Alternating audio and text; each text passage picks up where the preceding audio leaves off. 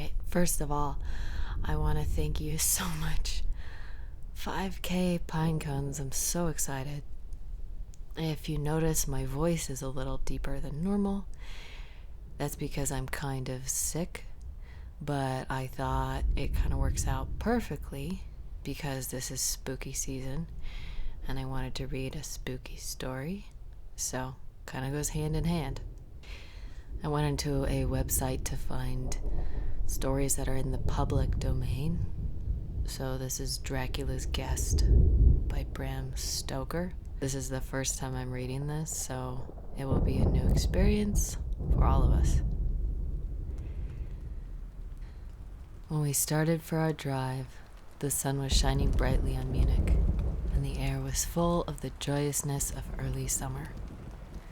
Just as we were about to depart, the Maitre d' Hotel of the Quatre Saisons, where I was staying, came down bareheaded to the carriage, and after wishing me a pleasant drive, said to the coachman, still holding his hand on the handle of the carriage door, "Remember, you are back by nightfall.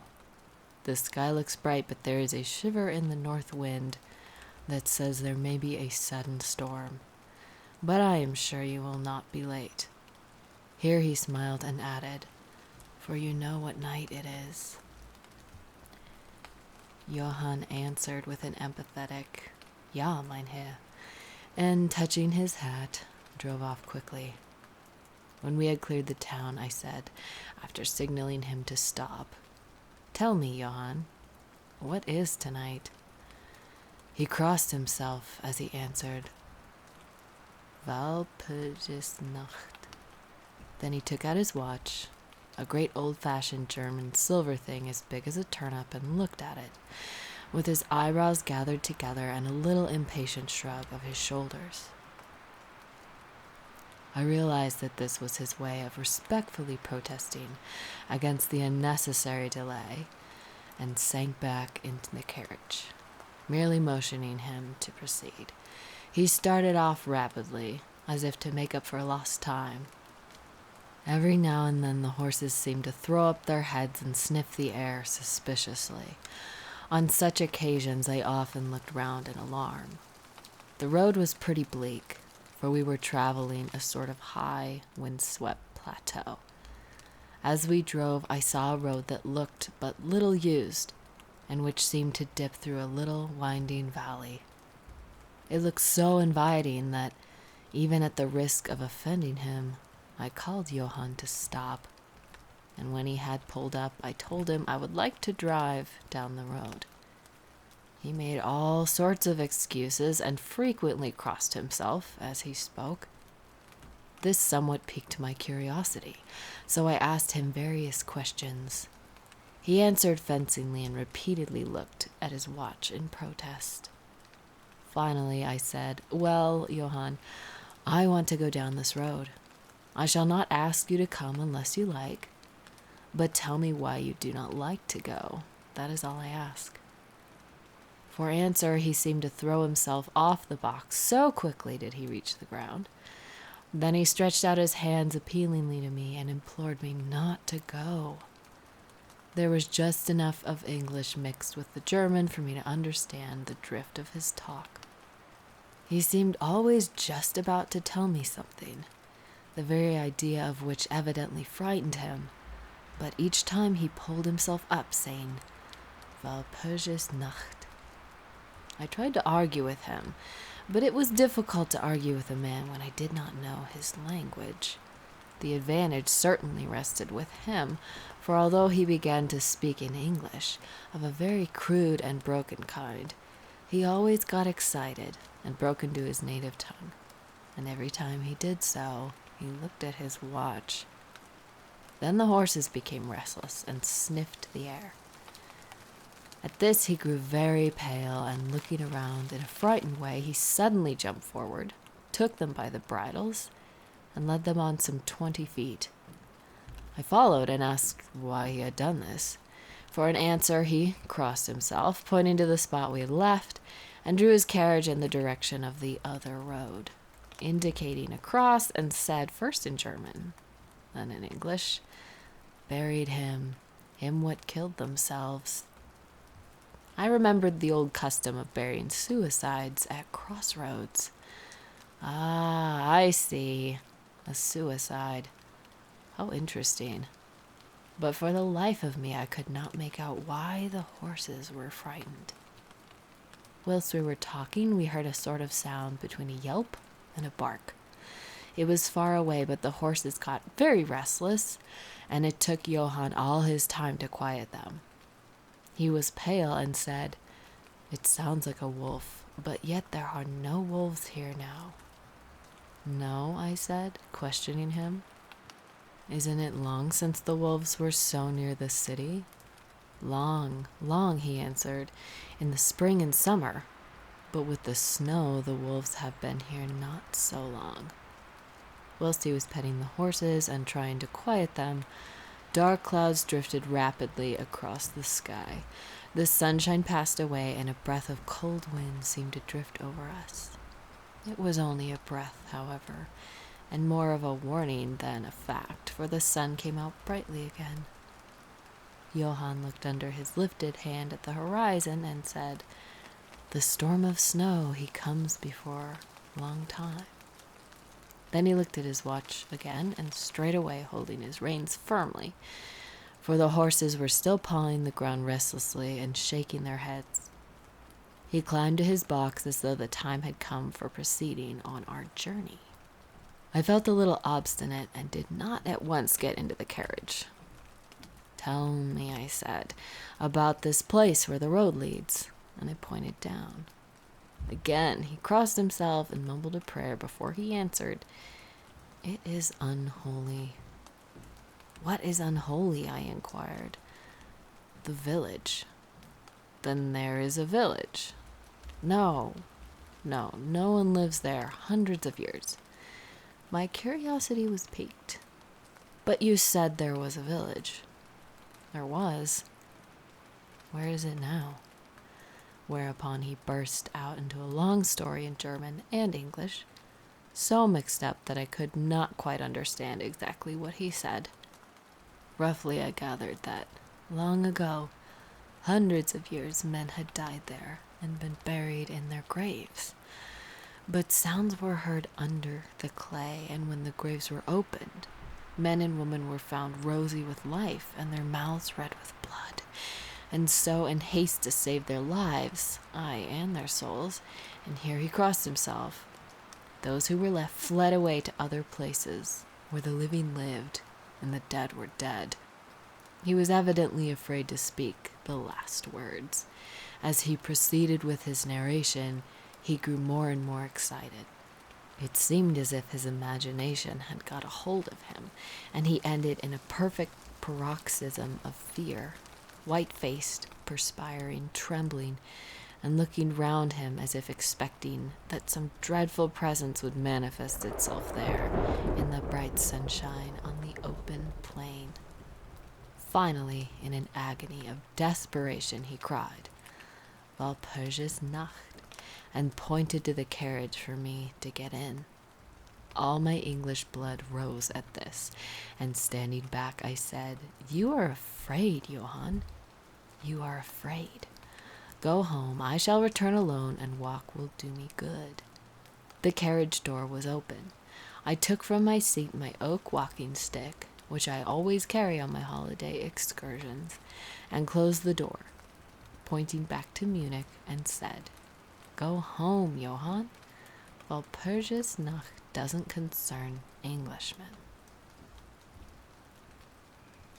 The horses were now more restive than ever, and Johann was trying to hold them in, while excitedly imploring me not to do anything so foolish. I pitied the poor fellow. He was so deeply in earnest, but all the same I could not help laughing. His English was quite gone now. In his anxiety, he had forgotten that his only means of making me understand was to talk in my language. So he jabbered away in his native German. It began to be a little tedious. After giving the direction home, I turned to go down the crossroad into the valley. With a despairing gesture, Johann turned his horses toward Munich. I leaned on my stick and looked after him. He went slowly along the road for a while. Then there came over the crest of the hill a man, tall and thin. I could see so much in the distance. When he drew near the horses, they began to jump and kick about, then to scream with terror. Johann could not hold them in. They bolted down the road, running away madly. I watched them out of sight, then looked for the stranger. But I found that he, too, was gone. With a light heart, I turned down the side road through the deepening valley to which Johann had objected. There was not the slightest reason that I could see for his objection, and I dare say I tramped for a couple of hours without thinking of time or distance, and certainly without seeing a person or a house. So far as the place was concerned, it was desolation itself. But I did not notice this particularly till, on turning a bend in the road, I came upon a scattering fringe of wood. Then I recognized that I had been impressed unconsciously by the desolation of the region through which I had passed. I sat down to rest myself and began to look around. It struck me that it was considerably colder than it had been at the commencement of my walk. A sort of sighing sound seemed to be around me, with, now and then, high overhead, a sort of muffled roar. Looking upwards, I noticed that great thick clouds were drifting rapidly across the sky from north to south at a great height. There were signs of a coming storm in some lofty stratum of the air. I was a little chilly, and thinking that it was sitting still after the exercise of walking, I resumed my journey. The ground I passed over was now much more picturesque. There were no striking objects that the eye might single out, but in all there was a charm of beauty. I took little heed of time, and it was only when the deepening twilight forced itself upon me that I began to think of how I should find my way home. The air was cold, and the drifting of clouds high overhead was more marked. They were accompanied by a sort of faraway rushing sound, through which seemed to come at intervals that mysterious cry which the driver had said came from a wolf. For a while I hesitated. I had said I would see the deserted village. So on I went, and presently came on a wide stretch of open country, shut in by hills all around. Their sides were covered with trees which spread down the plain, dotting in clumps the gentler slopes and hollows which showed here and there. I followed with my eye the winding of the road, and saw that it curved close to one of the densest of these clumps and was lost behind it. As I looked, there came a cold shiver in the air, and the snow began to fall. I thought of the miles and miles of bleak country I had passed, and then hurried on to seek shelter of the wood in front. Darker and darker grew the sky, and faster and heavier fell the snow, till the earth before and around me was a glistening white carpet, the further edge of which was lost in misty vagueness. The road was here but crude, and when on the level its boundaries were not so marked as when it passed through the cuttings, and in a little while I found that I must have strayed from it, for I missed underfoot the hard surface, and my feet sank deeper into the grass and moss. Then the wind grew stronger and blew with ever-increasing force, till I was fain to run before it. The air became icy cold, and in spite of my exercise, I began to suffer. The snow was now falling so thickly and whirling around me in such rapid eddies that I could hardly keep my eyes open. Every now and then the heavens were torn asunder by vivid lightning, and in the flashes I could see ahead of me a great mass of trees, chiefly yew and cypress, all heavily coated with snow. I was soon amongst the shelter of the trees, and there, in comparative silence, I could hear the rush of the wind high overhead. Presently the blackness of the storm had become merged in the darkness of the night. By and by the storm seemed to be passing away. It now only came in fierce puffs or blasts. At such moments the weird sound of the wolf appeared to be echoed by many similar sounds around me. Now and again Through the black mass of drifting cloud came a straggling ray of moonlight which lit up the expanse and showed me that I was at the edge of a dense mass of cypress and yew trees. As the snow had ceased to fall, I walked out from the shelter and began to investigate more closely. It appeared to me that, among so many old ruins, I could find some sort of shelter for a while. As I skirted the edge of the copse, I found that a low wall encircled it, and following this I presently found an opening. Here the cypresses formed an alley leading up to a square mass of some kind of building. Just as I caught sight of this, however, the drifting clouds obscured the moon, and I passed up the path in darkness. The wind must have grown colder, for I felt myself shiver as I walked, but there was hope of shelter, and I groped. But there was hope of shelter, and I groped. And I groped my way blindly on. I stopped, for there was a sudden stillness. The storm had passed, and, perhaps in sympathy with nature's silence, my heart seemed to cease to beat. But this was only momentarily, for suddenly the moonlight broke through the clouds, showing me that I was in a graveyard, and that the square object before me was a great massive tomb of marble, as white as the snow that lay on and all around it.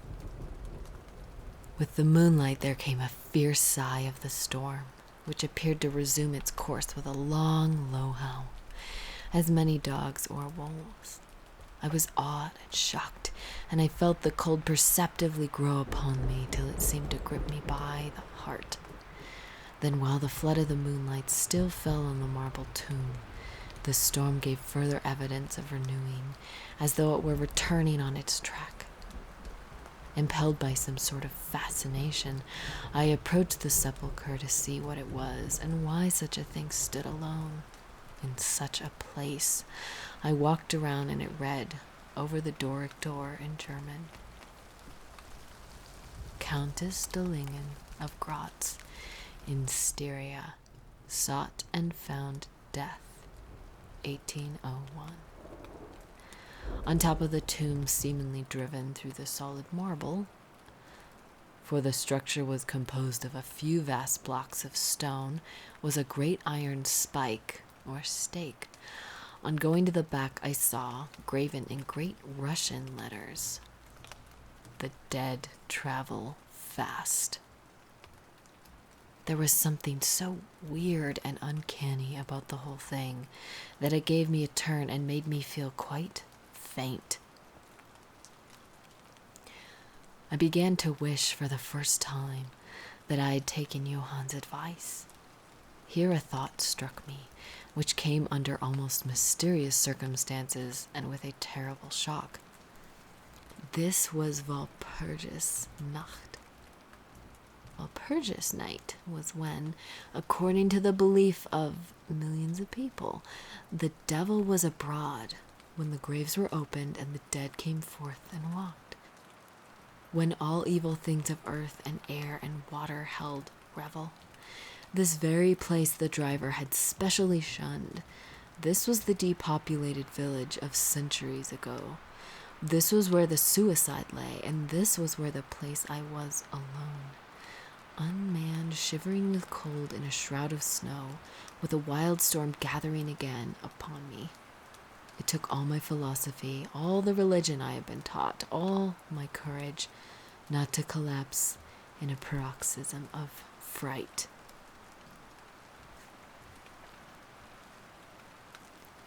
And now a perfect tornado burst upon me. The ground shook as though thousands of horses thundered across it, and this time the storm bore on its icy wings not snow, but great hailstones which drove with such violence that they might have come from the thongs of slingers, hailstones that beat down leaf and branch and made the shelter of the cypresses of no more avail than though their stems were standing corn. At the first I had rushed to the nearest tree, but I was soon failed to leave it and seek the only spot that seemed to afford refuge, the deep Doric doorway of the marble tomb. There, crouching against the massive bronze door, I gained a certain amount of protection from the beating of the hailstones, for now they only drove against me as they ricocheted from the ground and the side of the marble. As I leaned against the door, it moved slightly and opened inwards. The shelter of even a tomb was welcome in that pitiless tempest, and I was about to enter it when there came a flash of forked lightning that lit up the whole expanse of the heavens. In an instant, I saw, as my eyes turned into the darkness of the tomb, a beautiful woman with rounded cheeks and red lips, seemingly sleeping on a bier. On a bier? Bier. As the thunder broke overhead, I was grasped as by the hand of a giant and hurled into the storm. The whole thing was so sudden that, before I could realize the shock, moral as well as physical, I found the hailstones beating me down. At the same time, I had a strange, dominating feeling that I was not alone. I looked towards the tomb. Just then there came another blinding flash, which seemed to strike the iron stake that surmounted the tomb, and to pour through the earth, blasting and crumbling the marble, as in a burst of flame. The dead woman rose for a moment of agony while she was lapped in the flame, and her bitter scream of pain was drowned in the thunder crash. The last thing I heard was this mingling of dreadful sound, as again I was seized in the giant grasp and dragged away, while the hailstones beat on me and the air around seemed reverberant with the howling of wolves. The last sight that I remembered was a vague, white, moving mass, as if all the graves around me had sent out the phantoms of their sheeted dead, and that they were closing in on me through the white cloudiness of the driving hail. Gradually there came a sort of vague beginning of consciousness, then a sense of weariness that was dreadful. For a time I remembered nothing, but slowly my senses returned. My feet seemed positively racked with pain, yet I could not move them. They seemed to be numbed. There was an icy feeling at the back of my neck, and all down my spine and my ears, like my feet, were dead yet in torment. But there was in my chest a sense of warmth, which was by comparison delicious. It was as a nightmare, a physical nightmare if one may use such an expression, for some heavy weight on my chest made it difficult for me to breathe. This period of semi-lethargy seemed to remain a long time, and as it faded away I must have slept or swooned. Then came a sort of loathing, like the first stage of seasickness, and a wild desire to be free of something, I knew not what. A vast stillness enveloped me, as though all the world were asleep or dead, only broken by the low panting, as of some animal close to me. I felt a warm rasping at my throat. Then came a consciousness of the awful truth which chilled me to the heart, and sent the blood surging up through my brain.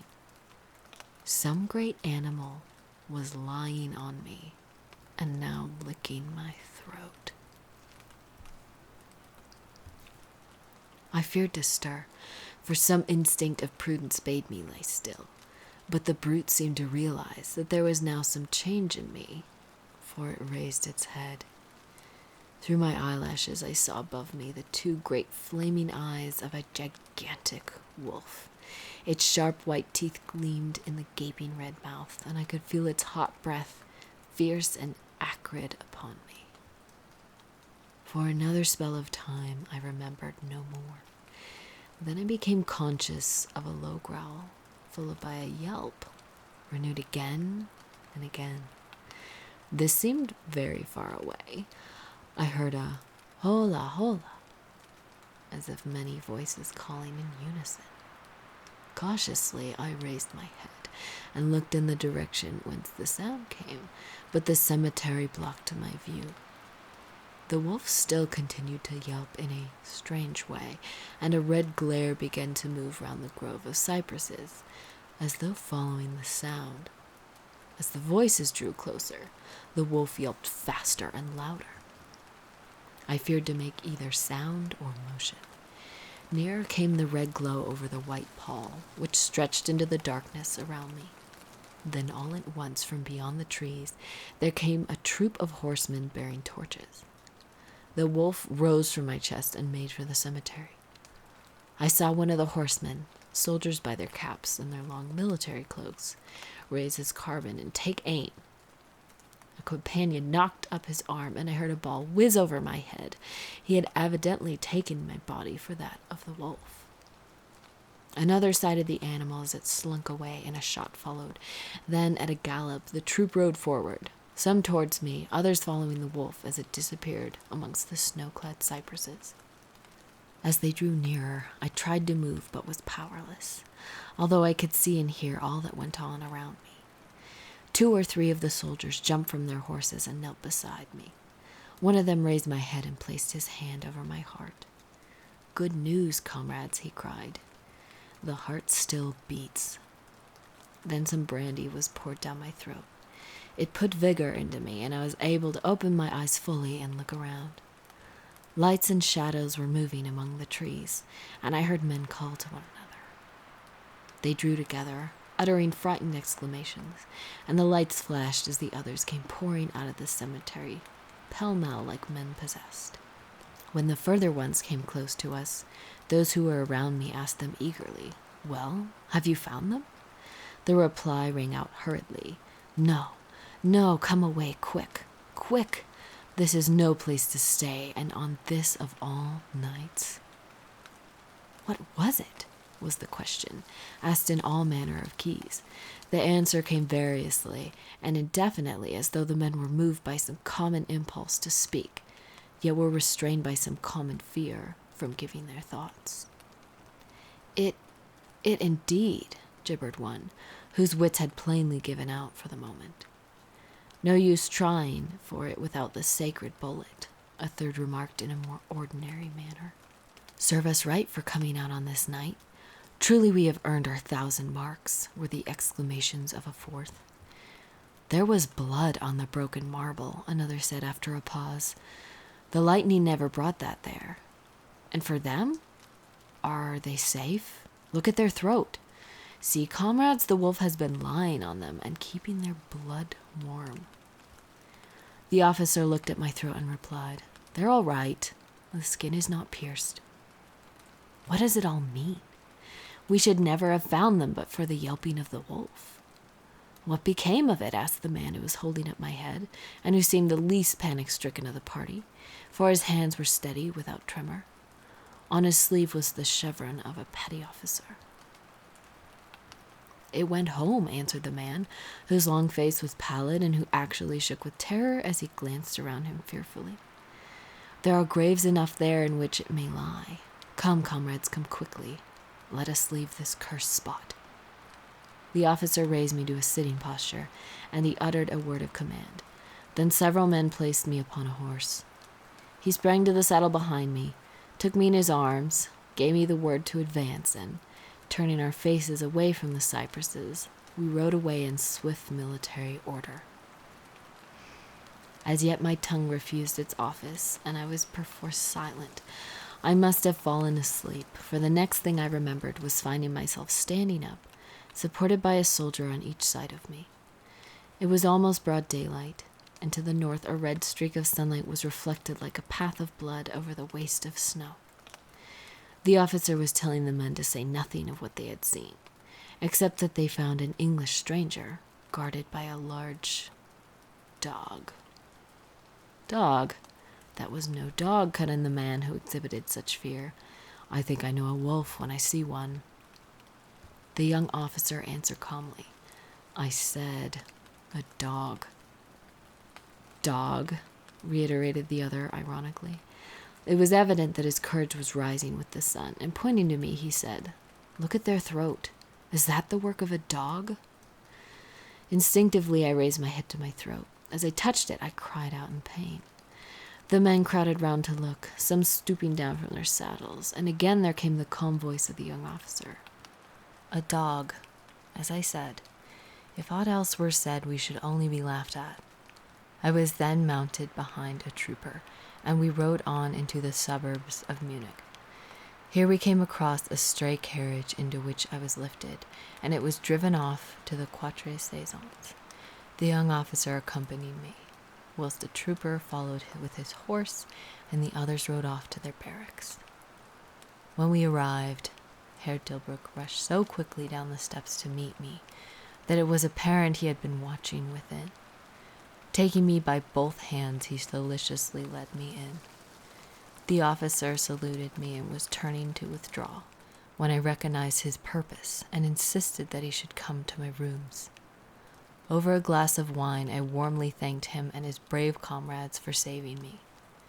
He replied simply that he was more than glad, and that Herr Dilbruck had, at the first, taken steps to make all the searching party pleased, at which ambiguous utterance the maitre d'hotel smiled, while the officer pled duty and withdrew. But Herr Dilbruck, I inquired, how and why was it that the soldiers searched for me? He shrugged his shoulders, as if in depreciation of his own deed, as he replied, I was so fortunate as to obtain leave from the commander of the regiment in which I serve to ask for volunteers. But how did you know I was lost? I asked. The driver came hither with the remains of his carriage, which had been upset when the horses ran away. But surely you would not send a search party of soldiers merely on this account. Oh no, he answered, but even before the coachman arrived, I had this telegram from the boyar whose guest you are, and he took from his pocket a telegram which he handed to me, and I read, Be careful of my guest. Their safety is most precious to me. Should aught happen to them, or if they be missed, spare nothing to find them and ensure their safety. They are English and, therefore, adventurous. There are often dangers from snow and wolves at night. Lose not a moment if you suspect harm to them.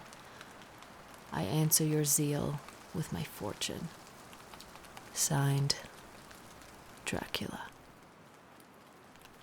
As I held the telegram in my hand, the room seemed to whirl around me, and if the attentive maitre d'hotel had not caught me, I think I should have fallen. There was something so strange in all of this, something so weird and impossible to imagine, that there grew on me a sense of my being in some way a sport of opposite forces, the mere vague idea of which seemed in a way to paralyze me. I was certainly under some form of mysterious protection. From a distant country had come, in the very nick of time, a message that took me out of the danger of the snow sleep and the jaws of the wolf. That was Dracula's Guest by Bram Stoker. Thank you, Pinecone Forest, for being so supportive and amazing. Get some sleep, okay?